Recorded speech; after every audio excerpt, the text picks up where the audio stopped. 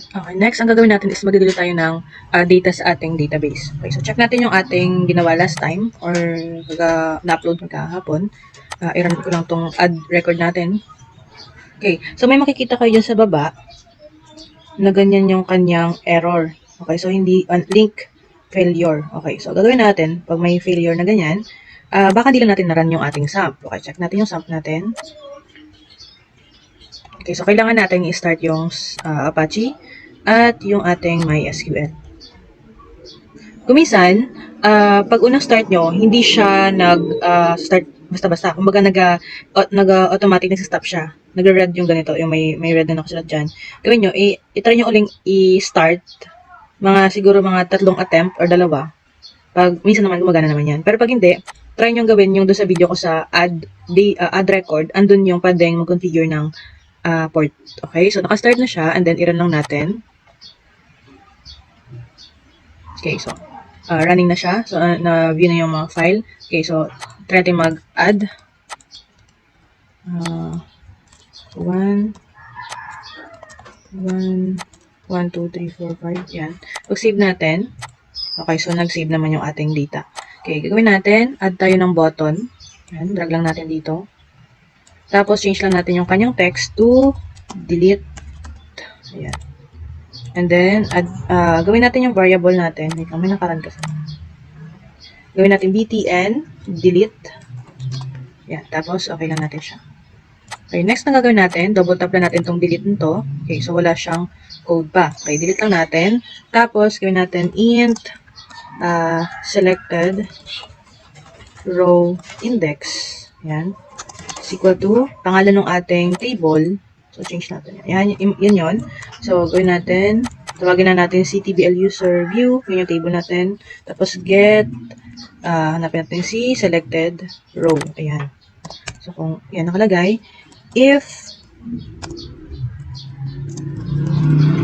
selected row, ito sa taas yan pwede yung i-copy-paste, wala namang pasok. Index yan is not equal to negative 1. Okay, so ibig sabihin may value siya or na-click nyo, mga ganong instances, ibig sabihin pag may na-select kayo na row, dito mapupunta yung value na yon. Iko-compare niya. So, kunwari, may na-click kayo na isa, ibig sabihin hindi na siya negative 1. So, may value kayo na-click eh. Okay, so, then, ang gagawin nyo is add tayo dito ng variable, string niya, user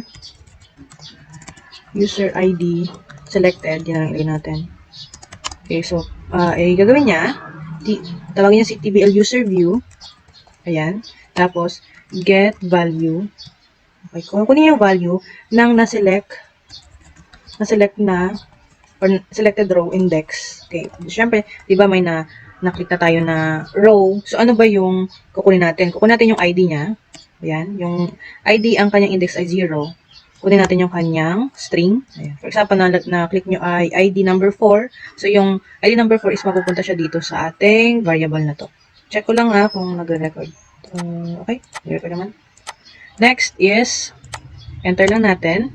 Huwag kalimutan na yung curly brace na to, magka-partner yan sila. So, enter lang natin yung sa taas niya.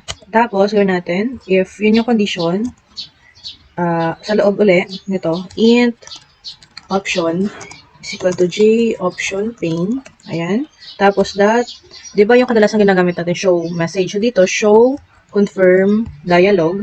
Ayan, confirm dialog. Kasi, kailangan nating magtanong kay user na are you sure you want to delete this user? Bakit? Kasi, malay nyo naman na ang tawag dito, aksidente na click ni user yung kanyang database or na-accident natin na click yung delete na button. So, syempre, kailangan nyo ng confirmation baka kasi ganun yung nangyari.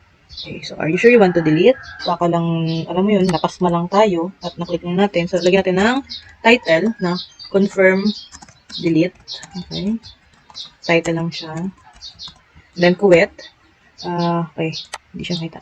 Lagyan natin siya ng J option pane ulit. Tapos, this time, ang gagawin natin, either hanap tayo ng button na akma doon. So, dahil nga ang kanyang question is, are you sure you want to delete? So, ang pwede lang is yes at no. Okay, Okay, so meron tayo dito yes, no, cancel, yes, no option, at yes option. So, ang need natin is yes, no option. So, click lang natin siya. Tapos, huwag kalimutan, ay sorry, na-down. Naklik ko yung down.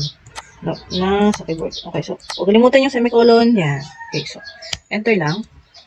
Semicolon na yan, medyo maarte kasi yung ating programming language. Okay, next is, if naklik daw na option ni user or naklik natin na option is J option pane that baka naklik natin is yes option, di ba may option nga doon. So pag yes, pag sure tayo na magde-delete tayo, then gagawin niya sa loob noon is yung ating try at catch. Lagyan natin ng catch dito para may nakalagay na. So dito sa catch natin, lalagay natin SQL exemption. Tapos, error na lang. Error. Yan. Tapos, curly brace. Tapos, enter. Tapos, lagyan lang natin dito na system.out. Ayan. Out.print line. Yan. Tapos, lagyan natin siya ng error message. Error deleting data. Anong reason? So, lagyan natin dito error. Yan, tawagin na natin itong dito. Kung nilagay nyo dito ay i, yan, i lang din ang dito. I na lang yan. Para may click. Get.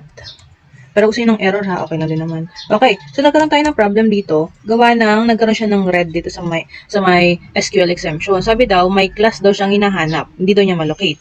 Okay, so pwede nyo i-click yung fix import. Pero pag hindi siya gumana, check natin kung nag-import ba siya. Okay, pag walang nangyaring import, gagawin nyo lang. Ito sa may result set, yan. Kasi itong dalawa, naka-Java. So, dito Java.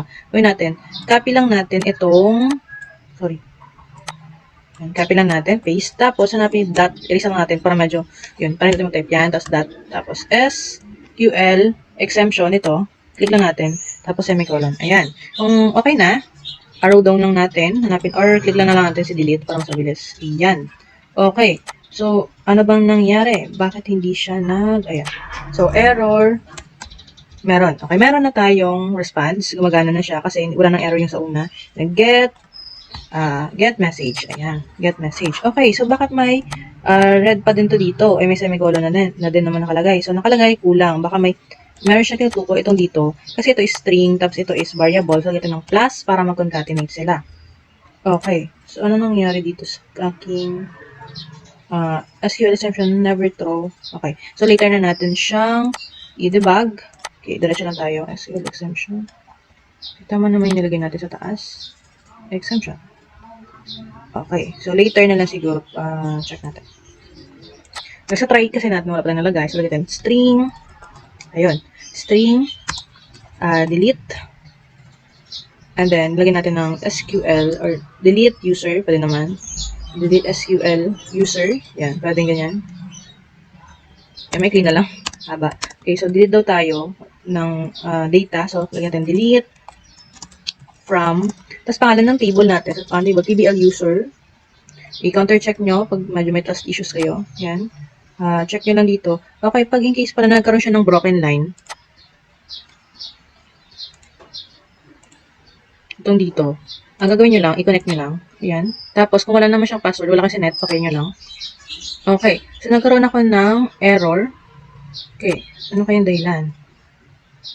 I-close ko lang siya. Oh, sorry. Close and then, check ko yung aking sump. Baka bumibitaw na naman. Ayun. So, bumitaw yung aking MySQL. So, start ko lang siya. Ayan. So, running na uli. Tinotop ako naman siya. Connect lang natin to. Tapos, okay na natin. Okay. So, nag-connect naman siya. Okay. Ganun yung mga pwedeng possible na maging problem nyo, ha? Okay. Itong inventory system yung kailangan natin i-connect. Then, set lang natin siya. Ayan. Tapos, check natin yung ating table. Ayan. TBL user. So, TBL user. May S. Ayan. Tapos, lagyan natin dito where user ID. Check natin kung tama yung spelling ng user ID natin. Okay, user ID. So, capital yung I at D. So, user ID, where user ID daw is equal. So, magko-compare kasi siya kung saan ba siya equal. Para doon sa deletion. So, gagawin niya, i-compare niya yon doon sa ating dinefine kanina. So, di ba yung ating row, di ba meron tayo dyang nakalagay na user ID na row. So, doon niya i-compare kung parehas ba sila. Kung meron bang ganong ID. So, ilagay natin na lang dito, ipa-paste na lang. Mag-plus pa muna tayo pala, sorry. Concatenate muna. Tapos, paste. O, yan. Kung okay na, kung same talaga sila, yan. Kung pares na, huwag kalimutan si semicolon. Ayan, enter. Okay, next is, diretso tayo. Ilagay natin ng prepared. Tapos, statement. Tapos, PST na lang uli. Same nung last time. Zoom in ko lang. PST is equal to connection dot. Tapos, prepared statement. Tapos, yung SQL na delete SQL. So, semicolon lang natin siya. Next is, lagyan natin PST dot execute. Okay, so last time kasi ang ginamit natin is execute query. So, ngayon, update na. Bakit update? Gawa ng, existing naman sa ating database yung data. Kaso lang, kailangan natin i-update. Gawa ng nag-delete tayo dun sa unang code natin sa line 311. Okay, so update lang natin. Itong part na to. So, dapat mag-update din yan. Semicolon lang. Hindi naman tayo mag-add eh. Tapos, gawin natin, refresh. Yung sa refresh natin. Refresh table. Yan. Tapos, semicolon lang natin. Okay. Kung okay na, try nating i-run. Kung gumagana ba siya. Okay. Try natin mag-delete. Si Maria, delete natin. Okay. Are you sure you want to delete this user? Pag yes natin, okay, nag-delete siya. So, itong blanco na to, delete natin. Ayan. So, delete naman. Delete natin yung mga unnecessary yung kanyang input. Dahil sa testing ng nakaraan. So, delete na natin. Okay, so working naman. Wala na din siyang, wala tayong na-encounter na error. So, what if, hindi ako nag-click, walang blue, diba? Click natin to. Okay, so wala siyang reaction. Kasi nga wala tayong na-select na data. Okay? Okay, so paano naman natin ipaprompt si user na, ay, wala kang kasi na-delete, kaya hindi siya nag-delete. Kasi pwedeng ganun yung ID. Ay, na-press ko naman yung delete. So, gagawin natin, lagyan na lang natin ng prompt si user. Pwede ba dito may if? At ang kanyang hanggan ay dito. So, naglalagay tayo dito. Maglalagay tayo ng else. Yan. Lagyan natin dito, J option pane that show message dialog. Lagyan na lang natin dito. Yan. Please select a row to delete. Yan. Row, open naman, row data or select data. Alam. Tapos, i-run natin siya. Okay, so try na, di ba wala tayong na-select. Okay, try natin i-click yung delete. Okay, so may nakalagay tayo na please select a data to delete. Okay, so ganyan yung i-prompt natin. Bakit may else tayo? Kasi iba kanina, sa code natin, meron tayong TBL get selected, ay wala nga tayong select. So, hindi siya, meron kasi tayo dito ang condition na if ang row index, kasi sinat niya doon sa index na to, parang binato niya sa variable na to. So, kung hindi siya -1, ibig sabihin, may na-select siyang data. Okay, so, nag-else tayo para doon sa mga walang na-select na data sa table. Okay? And then, gagawin natin, kung gusto nyo, di ba dito, pag nira natin, di ba ay nakaganyan lang siya. Kung gusto nyo lagyan to ng value itong dito, na pag click to is mapupunta dito yung name, username, password, gagawin lang natin, ito, i-right click lang natin siya. Tapos, event lang niya is mouse click. Ayan. So, di ba wala siyang data. Lalagyan natin, syempre. Ilagyan natin. Pwede natin i-copy paste lang sa taas or type ko na lang int selected row index.